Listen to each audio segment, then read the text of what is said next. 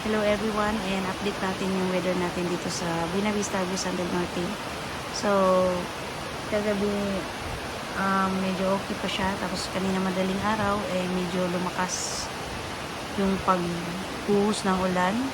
Tapos nawala siya kaninang umaga, pabugso-bugso guys. So, tapos ngayon bumalik siya ngayong tanghali. So, hanggang ngayon umuulan pa rin at mahangin. So, sa lahat ng mga kaibigan natin dyan sa Dinagat Island, Surigao del Norte, Agusan del Norte, mag-ingat tayong lahat at mapagmatsyag guys. So alerto lagi dahil hindi natin alam kung gaano talaga kalakas yung bagyong Pino. So pagdasal natin na safe ang lahat at sana makalabas agad ng Philippine Area of Responsibility ang bagyong Pino. So yun lang guys, see you next time. Ingat tayo.